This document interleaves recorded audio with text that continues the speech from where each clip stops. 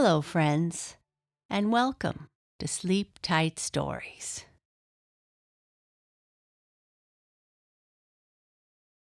There was a story recently in the news on the CBC, Canada's national broadcaster, about a pig that fell from the sky.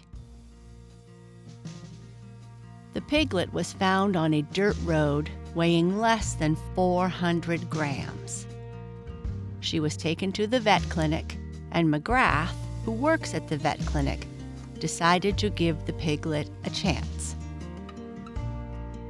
McGrath took the piglet home to her farm where they have goats, and she and her family took turns feeding the piglet hour by hour for the first few days with goat's milk. After a week, the piglet was given a thumbs up for survival. That was 12 weeks ago. Lilith, the piglet, is now living and thriving. McGrath and her family don't know where the piglet came from, but Lilith has made herself at home on their farm in DeSable, Prince Edward Island. Lilith has become a mascot for the farm where they make soap. They say Lilith is quite a scamp, actually trying to crawl into the dishwasher to lick the dinner plates. This story inspired me to read a story about a pig. So this episode is dedicated to Lilith, the pig that fell from the sky.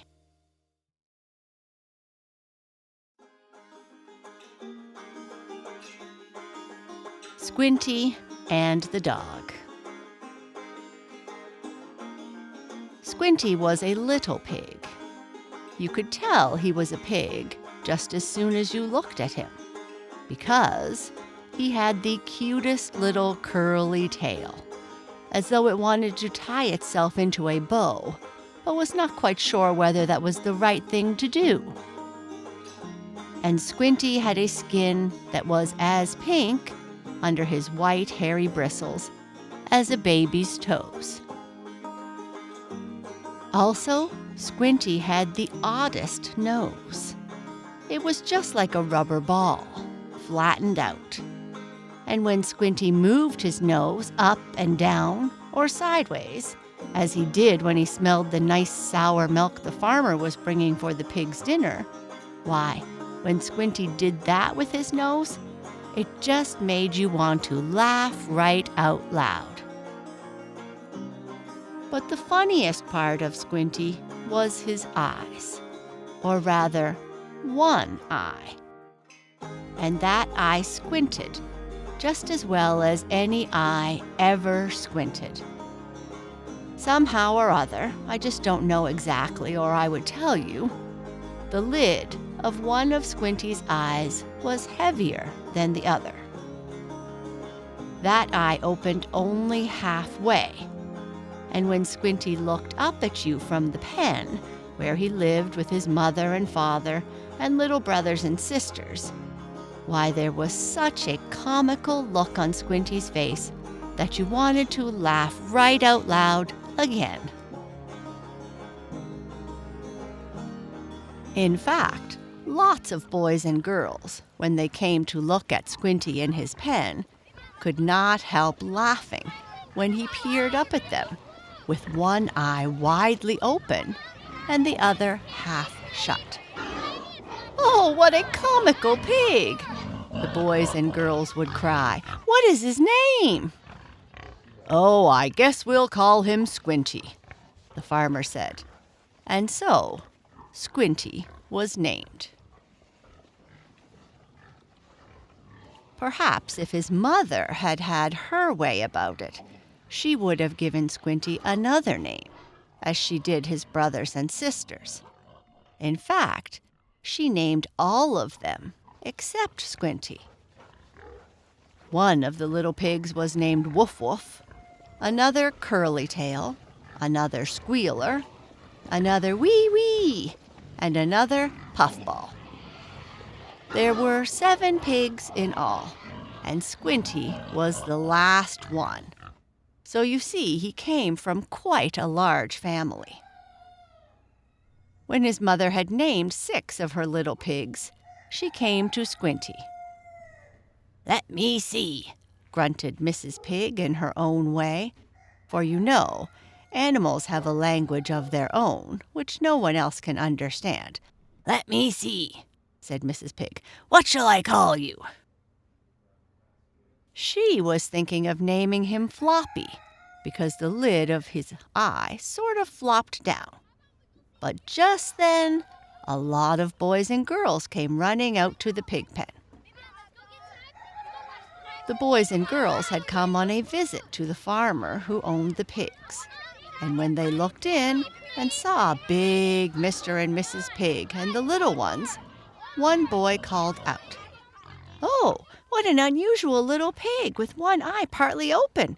And see how he looks at you! What is his name?" "Well, I guess we'll have to call him Squinty," the farmer had said. And so, just as I have told you, Squinty got his name. "Squinty!" exclaimed Mrs. Pig as she heard what the farmer said. "I don't know if I like that."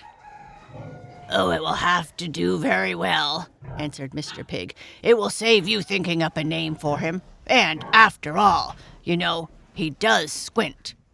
Not that it amounts to anything. In fact, it is rather stylish, I think. Let him be called Squinty." "All right," answered Mrs. Pig. So Squinty it was. "Hello, Squinty," called the boys and girls, giving the little pig his new name. "Hello, Squinty." "Ruh, ruh," grunted Squinty. That meant in his language, hello, you see. For though Squinty and his mother and father and brothers and sisters could understand man talk and boy and girl talk, they could not speak that language themselves, but had to talk in their own way. Well, Squinty the little pig lived with his mother and father and brothers and sisters in the farmer's pen for some time. As the days went on, Squinty grew fatter and fatter, until his pink skin, under his white bristles, was swelled out like a balloon. Exclaimed the farmer one day, as he leaned over the top of the pen to look down on the pigs after he had poured their dinner into the trough. That little pig with the squinty eye is getting pretty big. I thought he was going to be a little runt, but he seems to be growing as fast as the others." Squinty was glad when he heard that, for he wanted to grow up to be a fine, large pig. The farmer took a corn cob, from which all the yellow kernels of corn had been shelled, and with it he scratched the back of Squinty. Pigs like to have their backs scratched, just as cats like to have you rub their smooth fur or tickle them under the ears. "Ugh, ugh," grunted Squinty, looking up at the farmer with his comical eyes, one half shut and the other wide open. "Ugh, ugh."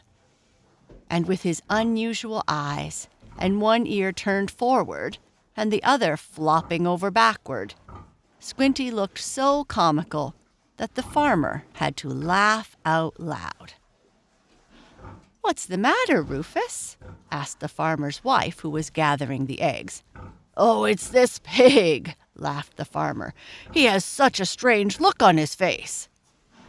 "Let me see," exclaimed the farmer's wife. She, too, looked down into the pen. "Oh, isn't he comical?" she cried.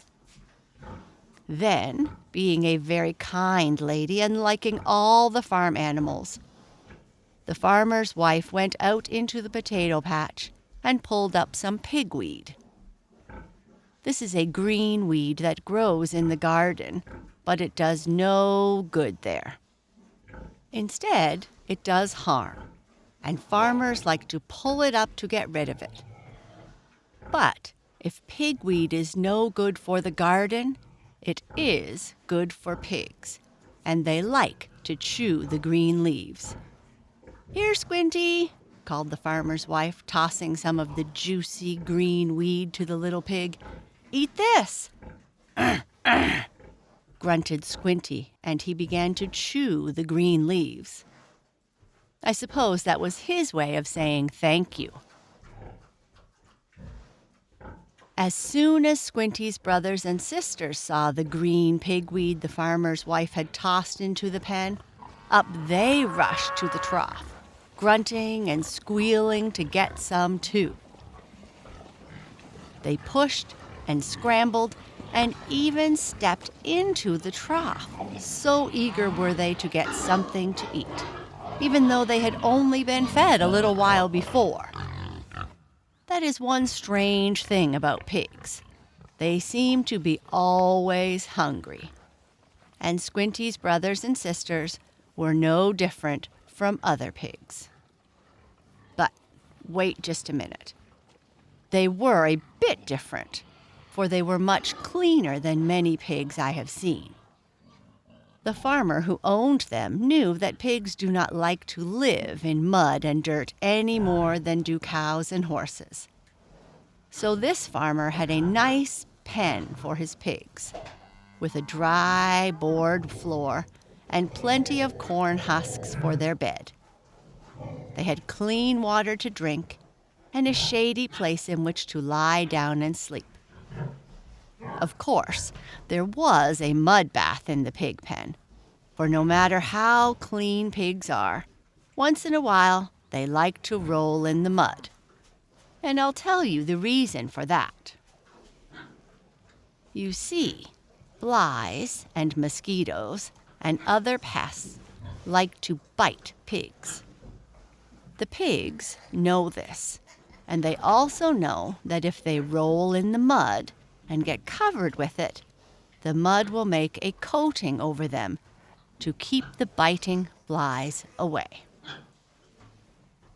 But after Squinty and his brothers and sisters had rolled in the mud, they were always glad when the farmer came with the garden hose and washed them clean again, so their pink skins showed beneath their white, hairy bristles.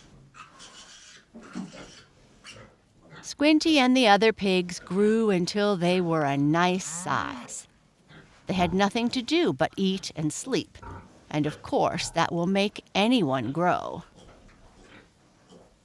Now Squinty, though he was not the largest of the family of pig children, was by far the smartest. He learned more quickly than did his brothers and sisters how to run to the trough to eat when his mother called him, and he learned how to stand up against one side of the pen and rub himself back and forth to scratch his side when a mosquito had bitten him in a place he could not reach with his foot. In fact, Squinty was a little too smart. He wanted to do many things his brothers and sisters never thought of. One day, when Squinty and the others had eaten their dinner, Squinty told his brother Woof Woof that he thought it would be a nice thing to have some fun. Woof Woof said he thought so too, but he didn't just know what to do. In fact, there was not much one could do in a pig pen.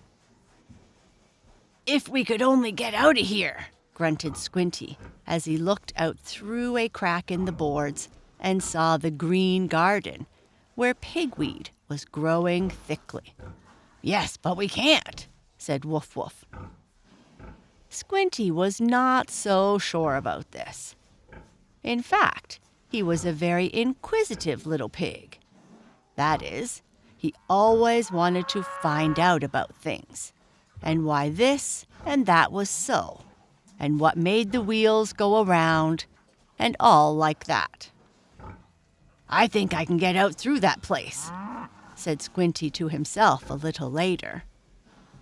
He had found another crack between two boards of the pen, a large crack, and one edge of the board was loose. Squinty began to push with his rubbery nose. A pig's nose is pretty strong, you know, for it is made for digging or rooting in the earth, to turn up acorns and other good things to eat. Squinty pushed and pushed on the board until he had made it very loose. The crack was getting wider. "Oh, I surely will get out," he thought. He looked around. His mother and father and all the other little pigs were asleep in the shady part of the pen. "I'm going," said Squinty to himself. He gave one extra hard push, and there he was through the big crack and outside the pen. It was the first time he had ever been out in his life. At first he was a little frightened, but when he looked over into the potato patch and saw pigweed growing there, he was happy. "Oh, what a good meal I shall have," grunted Squinty. He ran toward a large bunch of the juicy green pigweed. But before he reached it, he heard a dreadful noise. "Woof, woof, woof, woof, woof, woof," went some animal, and then came some growls. And the next moment, Squinty saw, rushing toward him, Don, the big black and white dog of the farmer. "Woof, woof, woof, woof, woof, woof," barked Dog. And that meant, in his language, "Get back in your pen, Squinty. What do you mean by coming out? Get back! Woof, woof." Squinty saw, rushing toward him, Don, the big black and white dog. "Oh dear! Oh dear!" squealed Squinty. "Is that dog going to bite me? Oh dear! Why didn't I stay in the pen?" Squinty turned on his little short legs as quickly as he could and started back for the pen. But it was not easy to run in a potato field, and Squinty, not having lived in the woods and fields as do some pigs, was not a very good runner. "Woof, woof, woof, woof," barked Don, running after Squinty. Now, I do not believe Don really meant to hurt the comical little pig. In fact, I know he did not, for Don was very kind-hearted. But Don knew that the pigs were supposed to stay in their pen and not come out to root up the garden. So Don barked, "Woof, woof, woof, woof. Get back where you belong, Squinty." Squinty ran as fast as he could, but Don ran faster. Squinty caught his foot in a melon vine, and down he went. Before he could get up, Don was close to him, and the next moment, Squinty felt his ear being taken between Don's strong white teeth. "Oh dear, oh dear, oh dear," squealed Squinty in his own strange pig language. "What is going to happen to me?" Don gently took Squinty by the ear and led him back to the pen where he was to belong, and told him to stay there.